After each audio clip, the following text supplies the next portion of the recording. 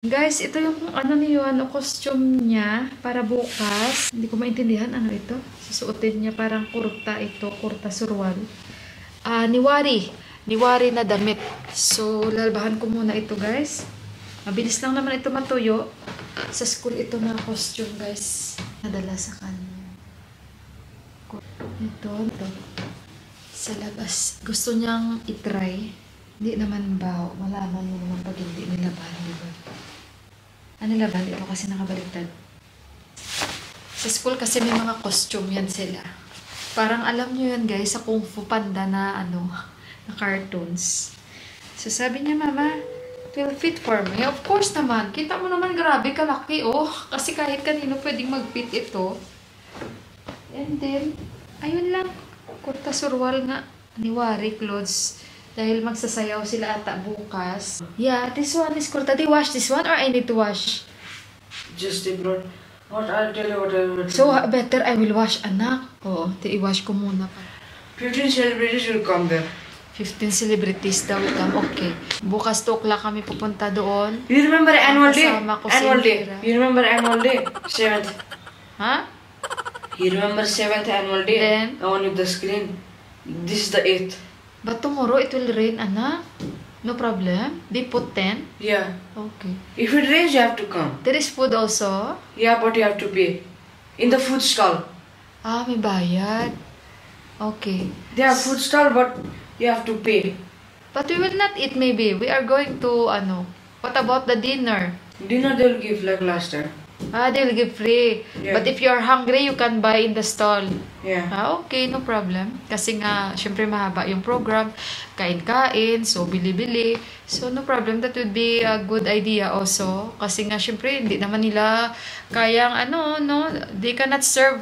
I mean, lots of people will come and maybe outsiders also. Who knows, diba? Kasi may mga celebrities nga. Talagang grabe talaga si Johan sa kulang na lang siya yung ano bang tawag doon, guys? Yung nag-arrange sa mga program. Nakalimutan ko. What did you call that one? The one that celebrities are coming. Sige ka, I will put the camera. You are wearing pre-putli. The celebrities are coming. They have bodyguard. Okay. Ay, mamaya iba pa masabi ko na later. Ano pa? Nako, so... Sword. There, in the cabinet. I cannot find. In the drawer. Now you cannot find. If I'm the 1-2 seconds only, go na. Okay, then fine. Go. So, ayun guys. At ano bang tawag? Sunday holiday. Kita mo, ugo na. So, bukas, si Sunday. Johan, aalis siya dito, like parang normal na may pasok sila. So, instead na holiday sila bukas, hindi sila mag-holiday. So, kaya nagtatry ako ngayon mag-vlog para ma-update ko na kayo sa bukas na mga pangyayari. In case man na hindi ako maka-upload ng dalawa, pero itatry ko pa rin. Bukas pupunta kami doon 2 o'clock.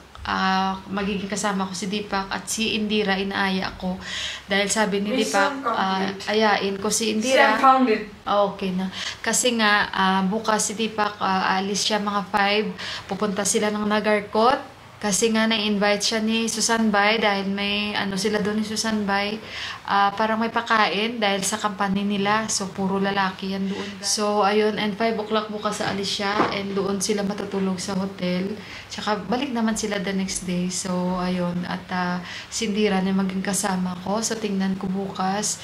And I don't think nakakain kami doon bukas ng dinner. Kaya sabi ko kay Indira, kung in case man, kain tayo sa Pizza World. Doon na lang tayo mag-dinner bukas. Ang problema naman ni Indira, yung ulan. Kasi nga maulan naman talaga. At ang pinoproblema ni Indira, yung sahig. Problema yun. Ako nga dapat ang problema, diba? Pero siya yung na problema kasi na-stress daw siya sa ulan. So ngayon, bukas sabi ko, huwag kang mag-alala. At si Johan naman, sabi niya, Mama, malaking tent ang nilagay nila. Siyempre, ilang celebrities doon ang mangyayari, ang pupunta bukas. Who will come? Indira Tide, you said. So, ayun, at saka si Mandira medyo busy. So, kaya, ayun, si Indira, invite natin. So, tingnan na lang natin bukas. Pinoproblema ni Indira kasi nga maulan bukas. At si Deepak nagpapahinga siyang ingay ko. Labahan ko muna ito, guys. Mabilis lang naman ito matuyo para to make sure lang. Although, hindi mabaho, parang nilaban naman nila. Pero, labahan ko na lang. Kasi nga, sabi, basta na lang binigay pero to make sure lang mas maigi na from our side. Labahan ko na lang kasi syempre hindi naman natin alam kung sino itong gumamit, 'di ba? Dinner. And anak, what did you eat? Si Johan kasi at si Deepak, bagong gupit pala si Johan, guys, oh. Ayan. Yuhan, look at here. Say good evening to Tito and Tita, Kuya and Ate. Good evening po. Tita, Kuya, Kate. Ate. Good evening po. Tito, Kuya, Ate. Ayan, God bless you. God bless you all. Oh, ayun. Nagpagupit silang dalawa ni Tita Show kasi. them how I edit, look. Ay, naku anak. Ayan na naman siya. So, ayun guys, balikan So, ko kayo dahil naman, si Yuhan, guys. Ganyan, ipapakita niya na naman yan isa-isa kung ano yun. At kung ano siya mag-edit, guys. Naku, alam niyo naman pagbata. So, ayun guys, balikan ko kayo mamaya. See you later, alligator. Ayan. So, guys, ayun, nag-PM na ako sa akin kasi Manwa. Kasi nga, may balita na lahat ng local na flights is canceled dahil nga sa weather dito, guys. So, all domestic flights from TIA means Tribuban Airport na postpone. 300 National Airport. Yeah, till tomorrow 300 morning. National Airport. Excuse me. So, walang flight today dahil nga sa weather dito, dahil nga sa ulan, walang tigil. So, supposedly, dapat magkikita kami today or tomorrow kung nakauwi sila galing from Lukla. And as you guys know, kung may iba sa inyo nakakaalam, ang Lukla Airport ay isa po yan sa napaka-famous ang Lukla Airport, gawa nga na kilala po siya sa isa sa pinaka-dangerous na airport ng Nepal. Kumbaga, popular dito na airport na mapaglandingan, na kung sino man ang gustong pumunta like sa mga base camp ng Mount Everest or Everest, guys. So, isa po sila sa nag-check sa base camp. That day before yesterday, yung pala, akala ko nandito na sa Kathmandu.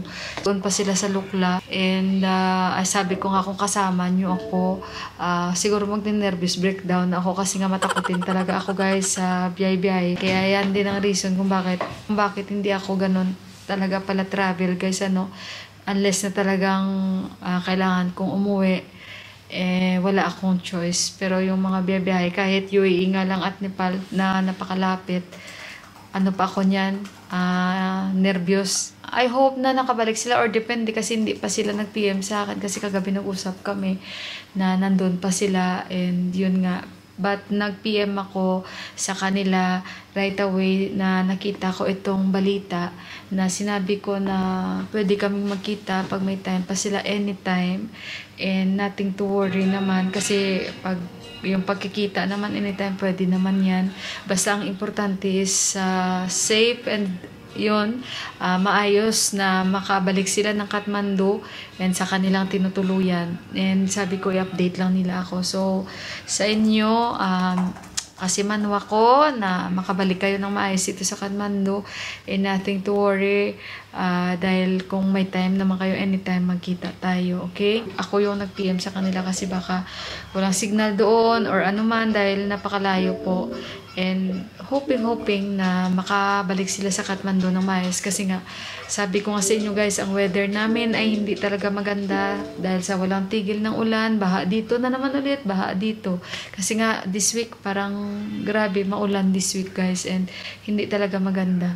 So ayun, praying for their safety na journey sa pagbalik dito sa Kathmandu, guys. So ayun, at andito pa rin kami ni Yuhan, si Deepak. Pala, Yuhan, maybe you can wake up, Papa. It's already 8:30. Gising na pala si Deepak kasi may work si Deepak, guys. And medyo napaisip lang ako kasi nga sa balita and expected na yun pag mga ganitong weather. For na rin, for the safety of everyone na rin na nagta-travel. Kaya, syempre nag-avoid din sila, guys. So, kaya, ayun, pinapakancel lahat ng mga local airlines sa pagbabiyahe. Mas maganda yung ganun. At saka, ayun, para na rin, guys, seguridad ng mga lahat-lahat.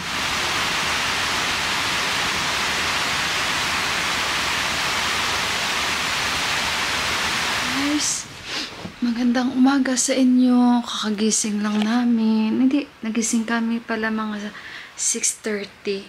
Ngayon, 7:40 na dito. Kasi 'di ba nga dapat sila ni Yuhan may program sila, big event. Pero ganito yung weather namin. Kahit saan puro na lang yung balita is about sa baha at saka grabe na ulan na walang pagtigil. So si Yuhan nga sobrang excited siya, guys, dahil nga yung yung malaking events nila and 14 celebrities daw ang pupunta plus pa ng mayor. Grabe talaga. 'Di ba nakita niyo nagdala na siya ng costume para today.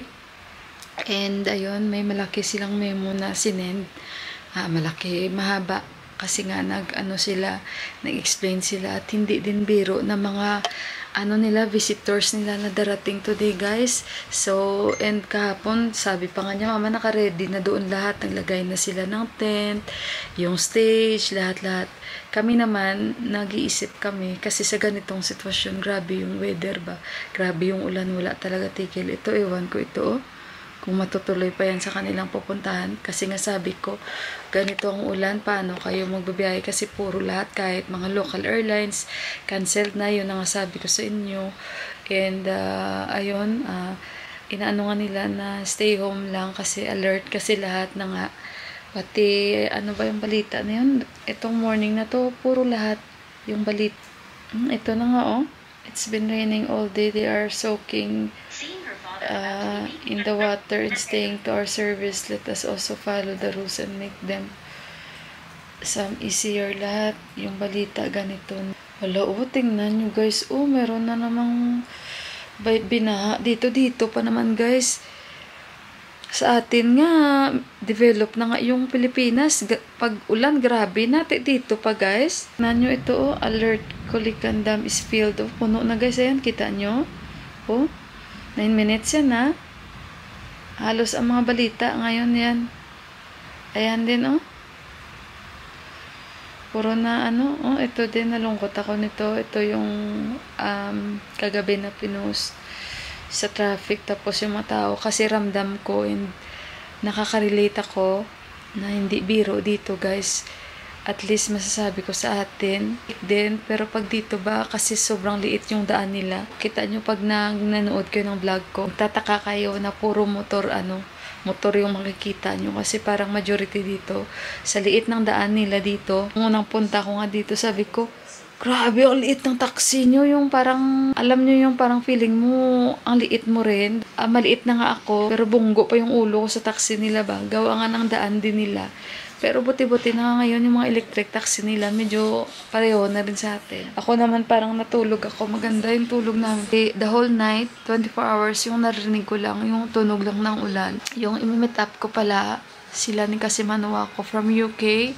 Nakabalik na sila ng Kathmandu pero by sumo or by 4x4 po.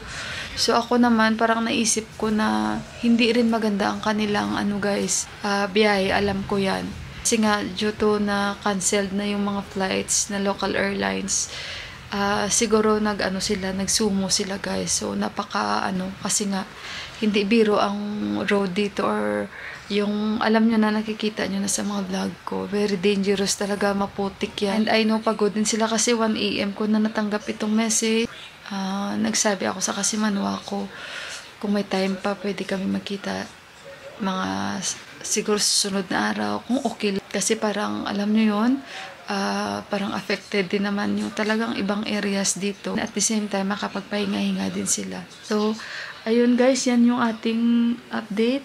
And canceled lahat dahil nga gawa dito. Hopefully itong ulan, kahit maginahinay lang siya or kasi ang pangit ngayon guys, hindi natin malalaman talaga ang sitwasyon. So, kagaya nito, medyo okay pa nung isang araw, 'di ba? So tapos bigla naging ganito na now 3 days na walang tigil ang pag-ulan, guys. So siguro sabi ko nga dahil mag-change weather na. Pero nangyayari lang ang mga ganito pag monsoon Pag usually naman change weather, hindi naman siya ganito talaga kagrabe. Pero gawa nga ng hindi natin masasabi, dala na rin ng change climate, change weather. So ganito guys. Kaya ayun, at balikan ko kayo guys balikan ko kayo mamaya-maya. Okay?